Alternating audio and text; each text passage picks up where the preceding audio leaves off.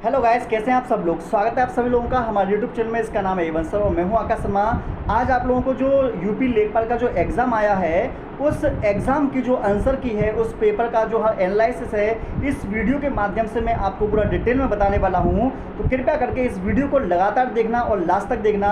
इस वीडियो के माध्यम से मैं आपको कई सारे क्वेश्चंस कराऊंगा जो आपको शायद पता होंगे या नहीं पता होंगे। आप लोग बताइएगा कि आपका कौन सा पोर्शन आप लोगों को हार्ड लगा, कौन सा ईजी लगा।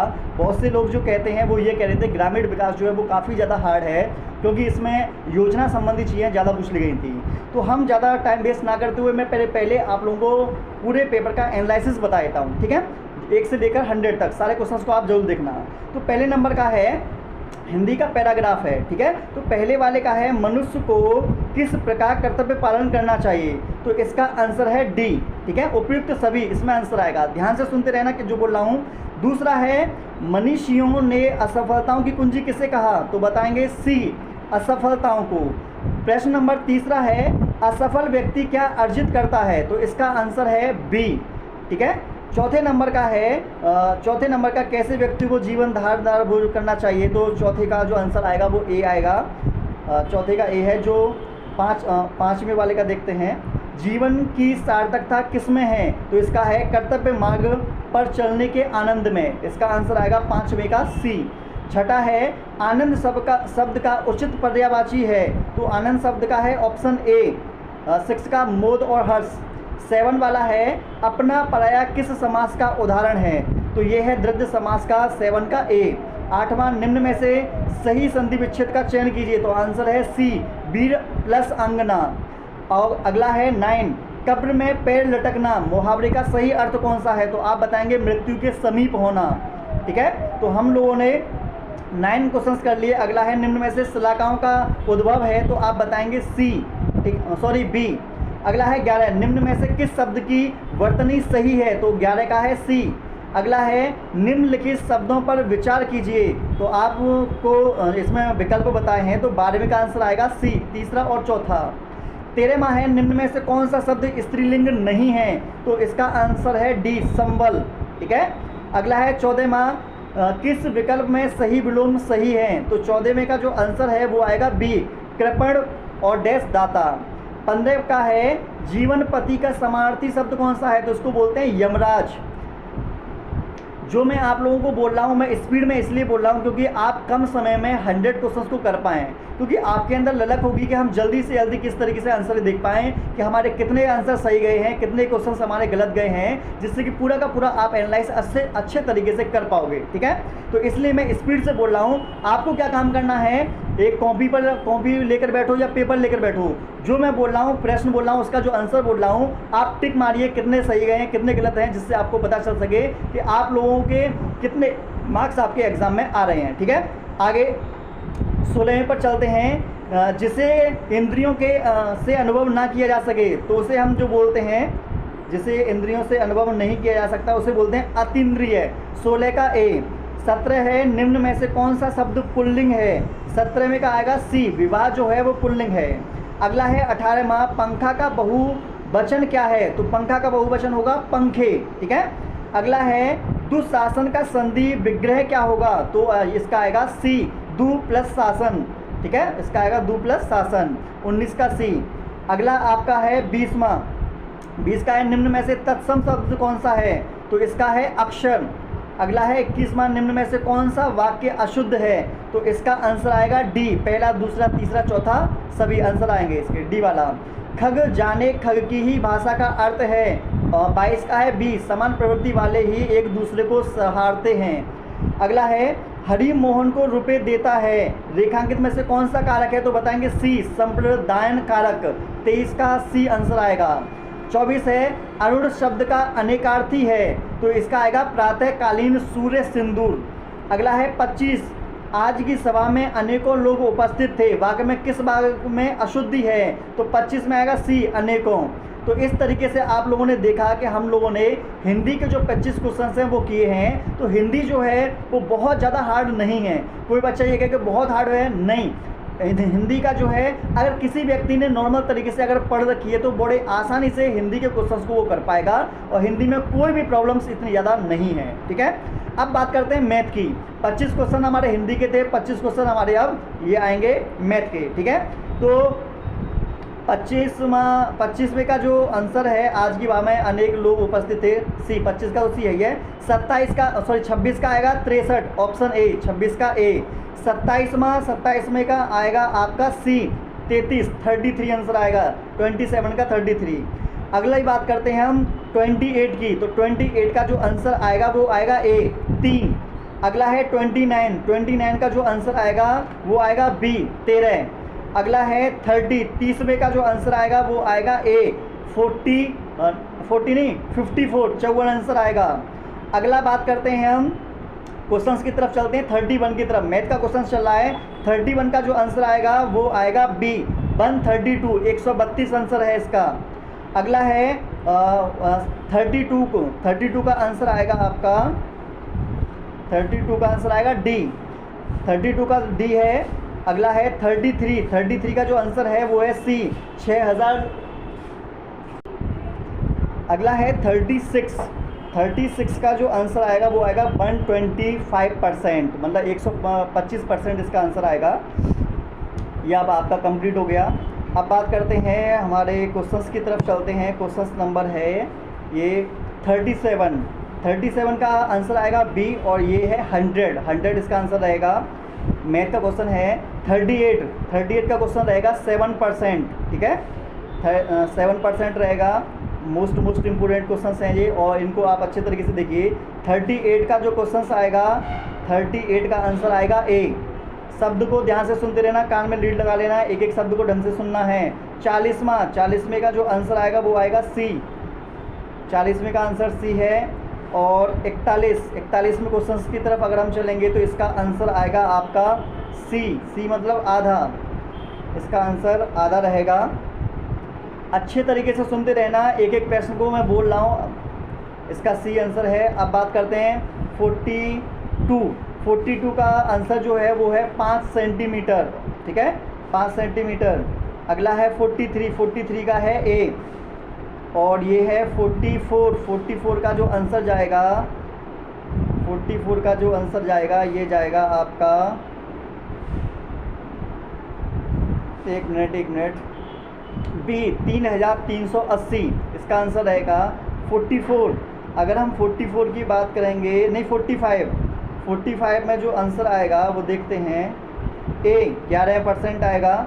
अब बात करते हैं 46 का आंसर डी रहेगा, 46 का डी रहेगा। क्वेश्चंस ध्यान से सुनते रहना, वीडियो आपको पूरी देखकर जानी है जिससे हर चीज़ समझ में आ सके। 47 का आंसर जो है वो है 143%, नहीं है 143 है, सी आंसर है। और 48 की अगर बात करें, 48 में आंसर आएगा बी, 48 का बी आंसर है।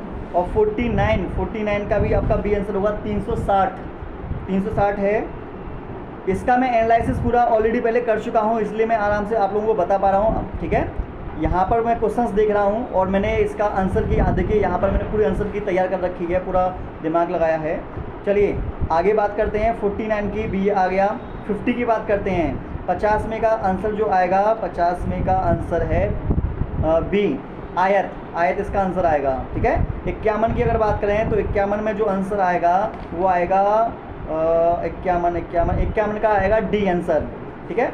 52, कौन नेपाल में हिमालय पर्वतमाला में एवरेस्ट बेस की फतह करने वाले सबसे कम उम्र के भारतीय पर्वतारोही थे? तो 52 का आंसर जो है वो है डी, रजनी सेठी। नहीं, रजनी सेठी नहीं, इसका आंसर जो ये जाएगा, ये बी वाला जाएगा, बी वाला, रिदम ममानिया, 52 का बी है।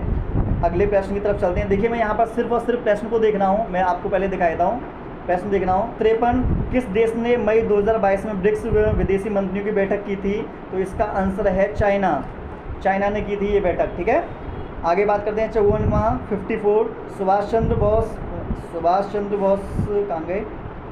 सुभाष चंद्र बोस को देश नायक किसने कहा था? तो महात्मा गांधी ने कहा था, ये तो ऑलरेडी पता होगा, ये उसका करंट जीके का क्वेश्चन है। किस रियासत के खिलाफ अभियान को ऑपरेशन पोलो कूट नाम दिया गया था? तो हैदराबाद को दिया गया था भाई। ये 55 का है, 55 का सी। अगले आंसर की तरफ चलते हैं। 56, भारत में निम्न में से किस राज्य में सबसे कम लोकसभा सीटें हैं? तो लोकसभा सीटें जो हैं ये वही आपकी हैं सिक्किम में, ठीक है। ई में electronic funds transfer, option A आएगा। अगला है 58, बॉफिन द्वीप किस देश में स्थित है? तो ये स्थित है आपका, ये कौन सा है इसका, 58 का है डी, कनाडा में आएगा भाई, कनाडा है इसका आंसर। अगला है प्रेस की स्वतंत्रता भारत के संविधान के किस अनुच्छेद के तहत है? तो ऑप्शन ए 59 ए अनुच्छेद 11 के अंतर्गत है। ठीक है, 11 में का आंसर आएगा। वीडियो को पूरा देखना। अगला है हमारा, किस पंचवर्षीय योजना के तहत योजना के बाद रोलिंग प्लान लागू किया गया था? तो ये है रोलिंग प्लान, ऑप्शन ए आएगा इसमें। अगला है 61वां 142 में भारत छोड़ो प्रस्ताव पारित किया गया था। भारत का वायसराय उस समय कौन था? 61 का आंसर जो है वो है ए या सी में से कोई इसका आंसर है। ठीक है, 62 की बात करें, BC रॉय पुरस्कार किस क्षेत्र में दिया गया था? तो चिकित्सा के क्षेत्र में दिया गया था ये। 63 का जो आंसर है ये है 51, ऑप्शन ए, 63 का ए। अगला है, सती प्रथा को किसके द्वारा समाप्त किया गया था? तो इसका आंसर है डी आंसर। अगला है 66, ब्रिटिश शासन के दौरान भारत की अधिकांश जनसंख्या जीविका के लिए किस क्षेत्र में निर्भर की गई थी? तो ऑप्शन ए, प्राथमिक क्षेत्र में की गई थी। ठीक है, अगला आपका ऑप्शन है, बहुत सारे क्वेश्चंस कर लिया आपने। उत्तर प्रदेश भारतीय संघ में कितने राज्यों के साथ अपनी सीमा साझा करता है? यूपी करता है 8 राज्यों के साथ। ओ 67 का आंसर आएगा डी। उत्तर प्रदेश की अर्थव्यवस्था पर आधारित है, तो बताएंगे कृषि पर आधारित है। हमारे यूपी में कृषि बहुत होती है। सबसे लंबा राष्ट्रीय मार्ग कौन सा है जो उत्तर से गुजरता है? तो 69 का आंसर है सी, नेशनल हाईवे 2।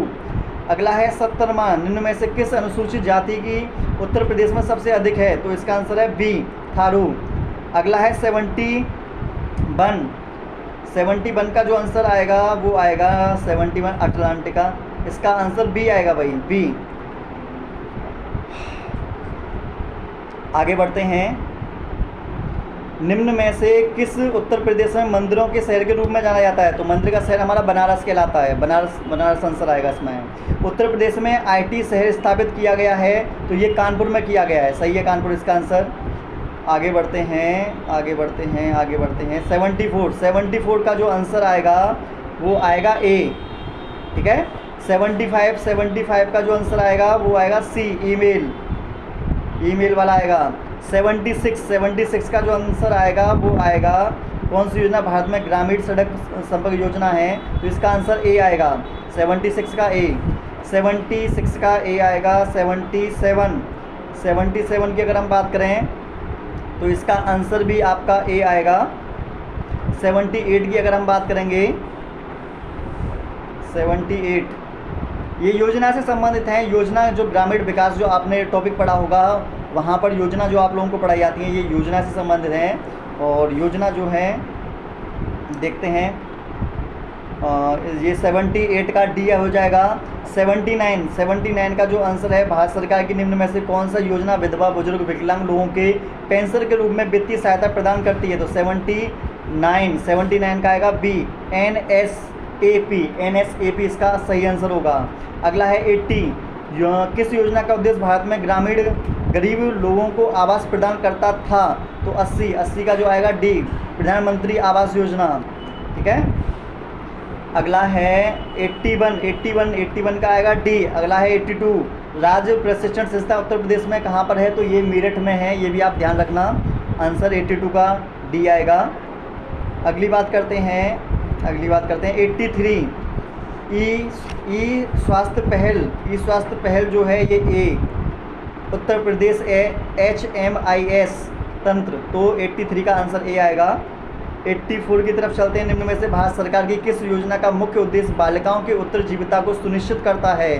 तो 84 का आएगा बी, बेटी बचाओ बेटी पढ़ाओ अभियान। 85 की तरफ चलते हैं, 85 में आपको देखने को मिलेगा, 85 का आंसर आएगा ए, 2003 UPRRD। ठीक है, ये है स्वच्छ भारत अभियान ग्रामीण चरण सेकंड किस वर्ष शुरू हुआ था? 86 का आएगा सी, 2020 में। 87 87 में योजना है, 87 की योजना का आंसर है उत्तर प्रदेश भूमि सुधार अधिनियम आएगा। 88 भूमि सुधार अधिनियम के तहत जो है 88 का आंसर आएगा बी फार्मर फील्ड स्कूल। 89 का आंसर आएगा सी प्रधानमंत्री उज्ज्वला योजना, 89 का सी। अगला है 90 ग्रामीण क्षेत्रों की अर्थव्यवस्था और बुनियादी क्षेत्रों को मजबूत करने के लिए, इसका आएगा 90 का ए यूपी मातृभूमि योजना। 91 कौन सी योजना? दुर्व्यापार व्यापारिक यौन शोषण के पीड़ित के दुर्व्यापार रोकथाम बचाव पुनर्व्यास और पुनः एकीकरण के लिए है। तो 91 का आंसर आएगा आपका आजीविका योजना। ठीक है। अब अगला है आपका 92 का आंसर आएगा सी, 92 का सी आंसर आएगा उस्ताद योजना। 93 में जो आंसर आएगा वो आएगा 93 का आंसर आएगा ए।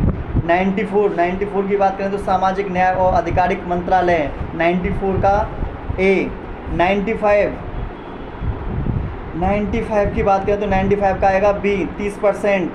96 का जो आंसर आएगा वो आएगा 30,000 सी, 96 का सी। 97 का जो आंसर आएगा वो आएगा पेयजल और स्वच्छता मंत्रालय। 98 का आएगा आपका 98 का आएगा सी, हाँ 98 का सी। 99 का है निम्न में से किस मंत्रालय को नोडल विभाग केंद्र एकीकरण में किया जाता है? तो डी आएगा इसका आंसर महिला एवं बाल विकास मंत्रालय। 100 निम्न में से कौन सी योजना पंचायत राज मंत्रालय द्वारा गांव की आबादी में सर्वेक्षण और ग्राम मंत्रालय उन्नति के साथ मानचित्रण है? तो 100 वाले का जो आंसर आएगा वो आएगा सी, 100 वाले का आंसर सी आएगा। तो इस तरीके से आप लोगों ने क्या काम किया, मैंने पहले क्वेश्चंस वहाँ से देख लिए, उसके बाद में मैंने पूरा ये डाटा बना कर रखा कि कौन से का क्या आएगा। ठीक है। तो जिससे कि आपको क्या होगा, आपको आसानी हो जाएगी। 10-12 मिनट में 15 मिनट में आप लोगों को 100 क्वेश्चन की एक आंसर की मिल जाएगी, जिससे आप लोगों को पता चल जाएगा कि कौन सा क्वेश्चंस आप लोगों को करना है, कौन सा क्वेश्चंस आपका सही गया है, कौन सा गलत गया है। उसके साथ साथ मैं अगर आप लोगों को बता दूं कि अगर तुम में से जितने भी एग्ज़ाम देने के लिए गए हैं, अगर तुम में से किसी के भी 80+ नंबर अगर आ रहे हैं, चेक करिए देखिए कि क्या आप लोगों के 80+ नंबर आ रहे हैं। अगर 80+ नंबर आ रहे हैं तो ये बात कंफर्म है कि आप लोग लेखपाल में सेलेक्टेड हैं। अगर इससे कम हैं तो आप लोगों के चांसेस हैं, लेकिन थोड़े कम चांसेस हैं। और जिसके 80 से ऊपर हैं, 90 हैं, तो वो तो शुक्र हो जाएंगे, वो तो अगला लेखपाल बनना वाला ही है। उसके साथ साथ में अगर मैं ये चांस आपके लेखपाल मतलब हो जाती है तो कोई दिक्कत वाली बात नहीं, आप वहाँ पर ज्वाइनिंग वगैरह कर सकते हैं। सारे डॉक्यूमेंट्स वगैरह हैं जो अपने तैयार करके रखिए और वहाँ पर अपना आगे की प्रोसेस को आगे बढ़ाइए। जिसका सिलेक्शन नहीं होता है तो मैं आप लोगों को बता दूँ, हमारे यूट्यूब चैनल पर जाइए, वहाँ पर पूरी प्लेलिस्ट बनी हुई है। आप क्या काम करते हैं, कैसे स्टडी करना है, कैसे पढ़ाई करनी है, कैसे MCQ सॉल्व करने हैं, कैसे आप लोगों को स्टडी करने का पूरी रणनीति है, वो सब चीज़ें मैं आप लोगों को बताता हूँ। तो आप हमारी वो प्लेलिस्ट देख सकते हैं। ठीक है ना।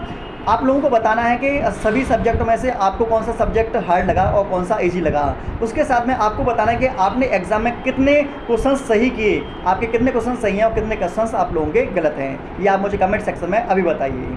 आप लोगों को वीडियो कैसी लगी कमेंट सेक्शन में जरूर बता सकते हैं। और ऐसी इंटरेस्टिंग वीडियो देखने के लिए चैनल को सब्सक्राइब करना बिल्कुल ना भूलें। और ऐसे आपके और भी जो दोस्त हो सकते हैं उनको ये वीडियो शेयर भी कर सकते हैं। चलिए मिलते हैं नेक्स्ट वीडियो में।